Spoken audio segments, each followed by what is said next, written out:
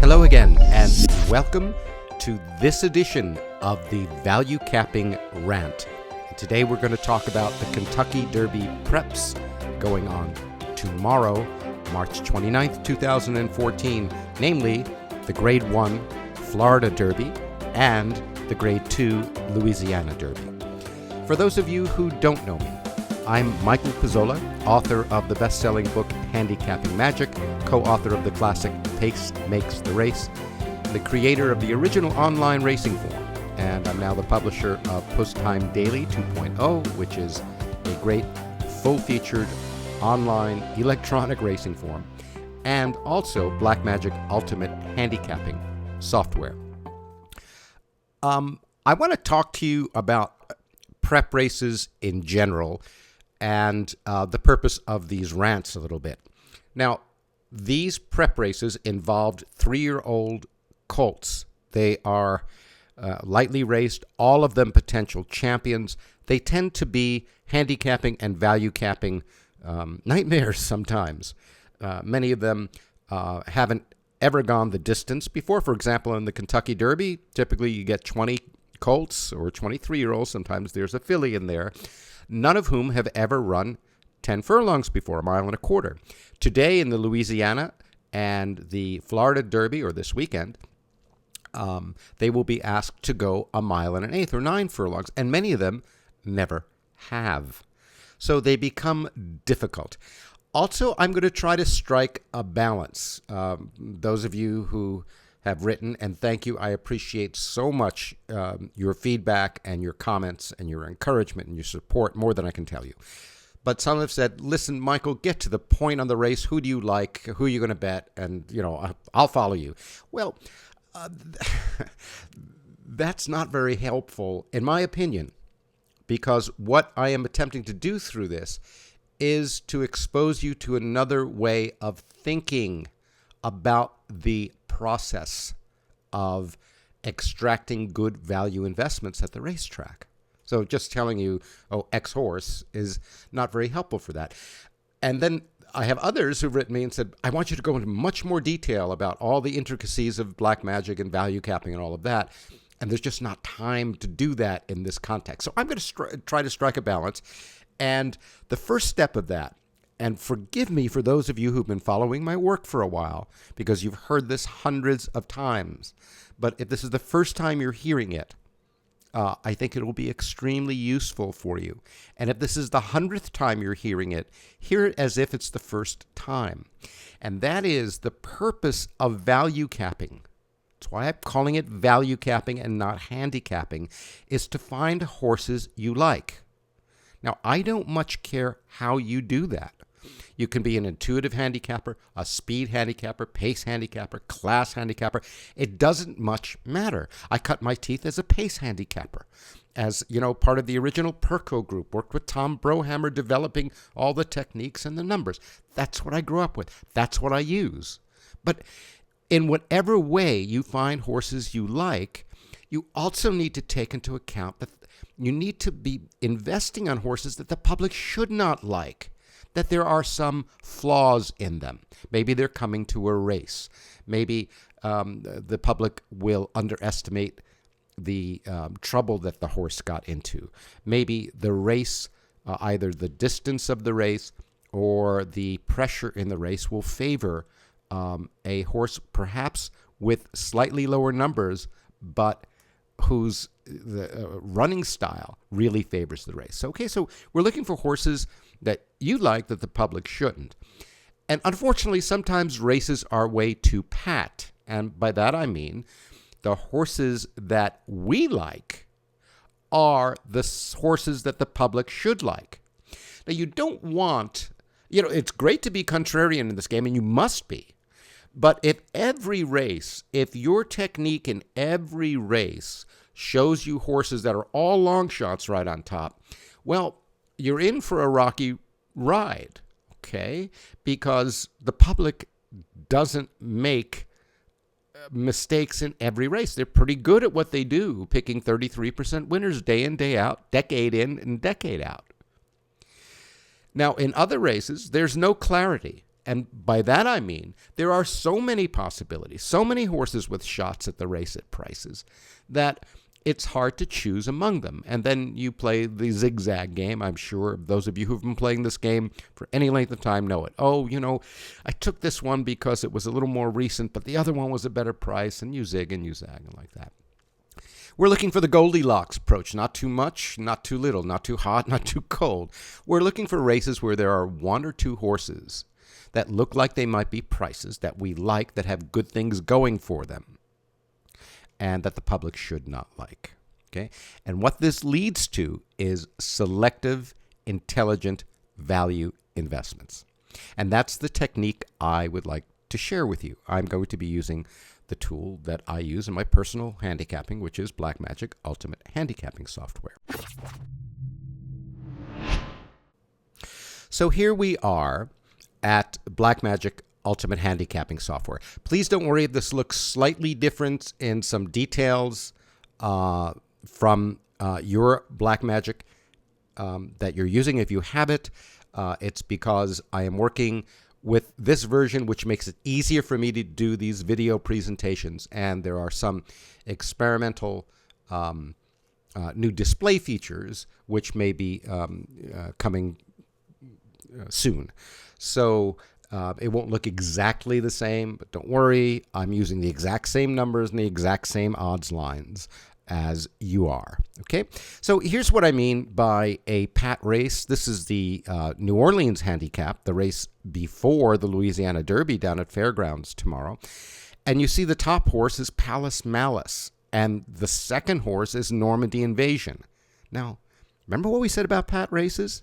We're looking for horses that we like that the public should not like. Well, the software and, Palace Malice, gosh, that was last year's Belmont winner. And yes, he came off a layoff and he ding-donged all the way down the stretch, just squeaked out the win at the Gulfstream Park Handicap last out. But, the top two horses are the top two morning line favorites.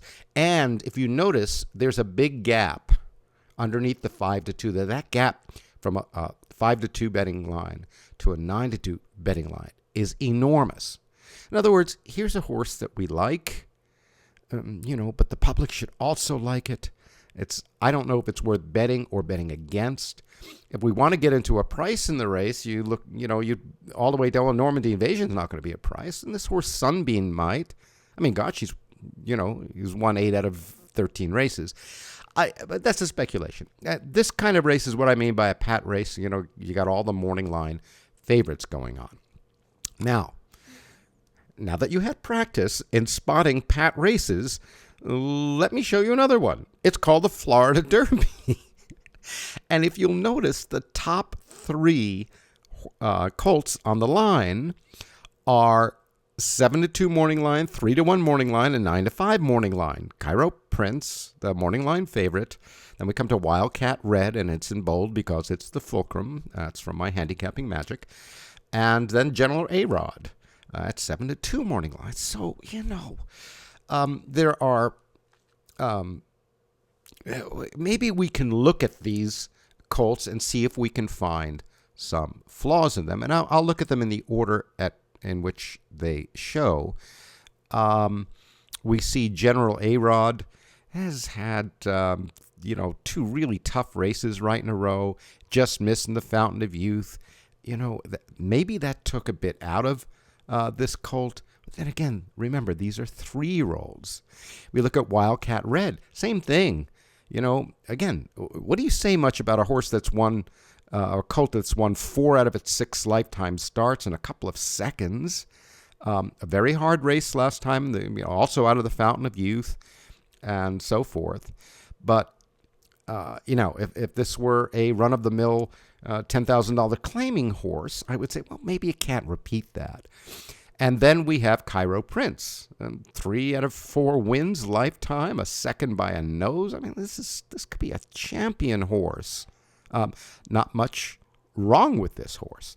And now we go deeper in. We see Spot, who just closed from 8 lengths back at the second call to win the Swale last out.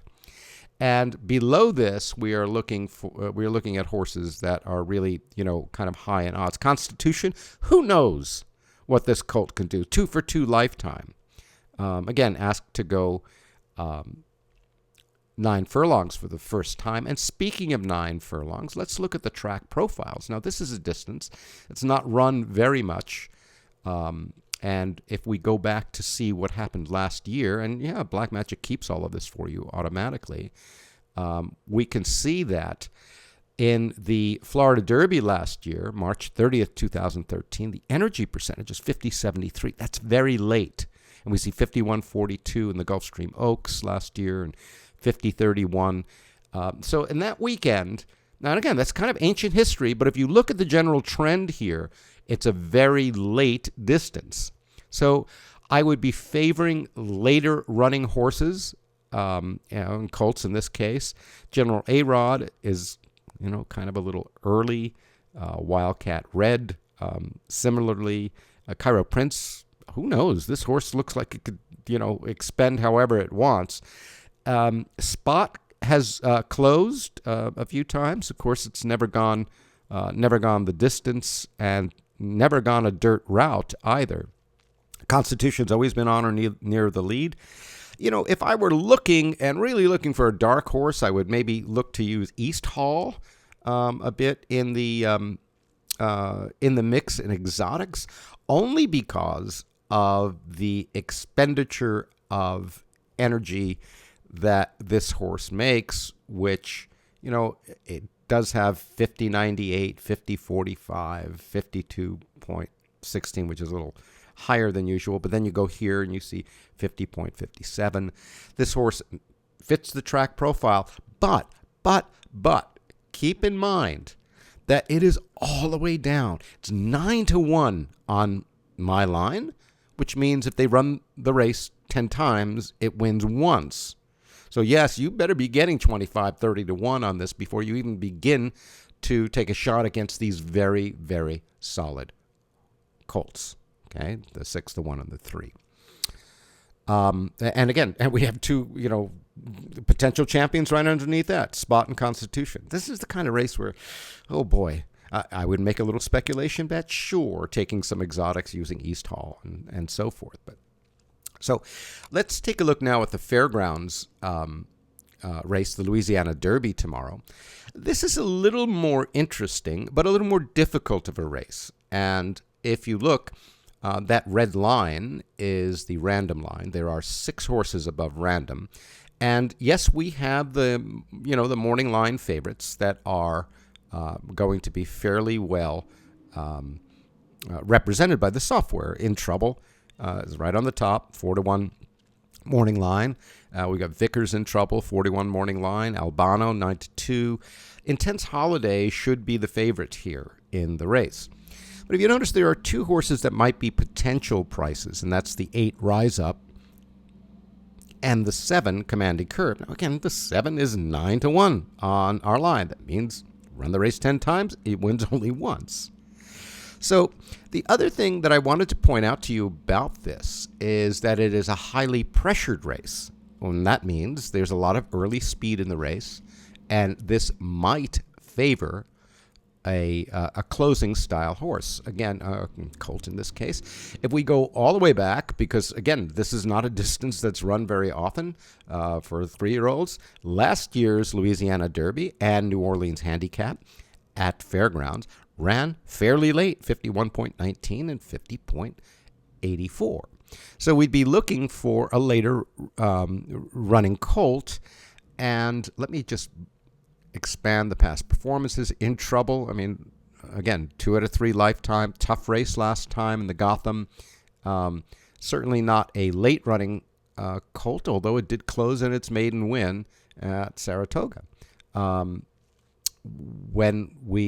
Let's take a look here. And let's see if we can go down to the next. I guess we can't do that. So Rise Up. This horse always tends to be near the lead. Now, I like the fact that it's 10-1 morning line and it's second on my line, so that's a possibility. I don't love the running style on this colt. With Albano, Just ran a kind of a hard race last time out. Vickers in trouble. 2 out of 4. Looks like it can close a little bit. Intense Holiday. Here's a horse that I, certainly not going to bet, right? Because it's going to be way bet down in this whole mix at 7-1. You're never going to get an overlay on it. And yet, look at the way it's run its last 3-4 races. These nice closes. Closed from 7th by 3 lengths last out to win the race at the Risen Star. So it's hard to fault that. If I were looking to throw stones at 1.125 in the Remsen at Aqueduct, it only missed by 2 3/4 lengths, but it did finish 4th. So you may think, well, that was last year. But this will be the favorite. I don't think it's worth betting or really betting against. One horse that caught my eye, and please excuse me if I keep saying horse, you know what I mean. These are all colts. Last year, this horse, or actually looks like a Ridgeling, won its maiden in very late fashion at Churchill Downs. And the race before that at Churchill just missed, again in a late kind of closing style. I look at late fractions a lot in this race, and if I sort it by late fraction, I see that both Intense Holiday and Commanding Curve have very good late fractions, and Commanding Curve comes out of the Risen Star, as does Intense Holiday. So as with the Florida Derby, I don't think there's a compelling bet to be made. There's Rise Up. Yes, I know this is kind of the early horse, and by the way, it's got a huge primary pace, but that's coming from Mountaineer and Delta, and one was a sprint and so forth. If I take those races out, it's got an 88, which is the same as Louis Flowers, and you can see if we make that an 88, if we ignore that 97, we see 88, 87, 87. That's may portend some pressure in the race. So then we look over on the late side, and of course, Intense Holiday. But then this Commanding Curve is kind of interesting. Now, I'm not saying that it's a solid bet because I'm going all the way down here. This is another one of those, for me, will be a recreational bet where I'll use some of these top horses. Certainly have to use Intense Holiday, who is both the fulcrum and the reversal winner. But I'm, just like I'm going to use the 5 horse at the Florida Derby, East Hall, in some exotics. But I'm not going to take a shot against that very strong, odds line on the top. I will take some combinations using Commanding Curve in the exotics. But as far as this being a solid, selective, intelligent value investment, I don't really see that in this race, although there is some chance for a long price with this 7 horse with the big fractions. But I would imagine that with so close a line, this is going to be a fairly wide open betting race. You'll see Albano, you'll see In Trouble, and Vickers in trouble, and In Trouble. There's a natural exacta, right? But you'll see the public confused about this, I think, tomorrow, and you'll see them probably go a little heavily on Intense Holiday, leaving probably 3 or 4 horses in the 4-1 to 6-1 range, and then everything else is going to be a big price. So it's not a bad race for speculating, only that it's because there's no real strong, overwhelming colt in this race. And so while the speculation may be good, it's not the kind of thing that I would put a prime, selective, intelligent value investment. So I hope that's been helpful, not for what happens in these races. I mean, gosh, they're just horse races after all. And anything can happen, and you hit some and you miss some. But this process of analysis of finding horses you like And whatever method you do that, I don't care if you use black magic, green magic, no magic, or just do it with a pen and paper. It doesn't matter. It's to find horses you like that the public shouldn't, that look a little flawed. So, good luck at the races. Thank you so much for your encouragement and support. And until next time, this is Michael Pizzolla saying, let the bet make you. I'll see you soon.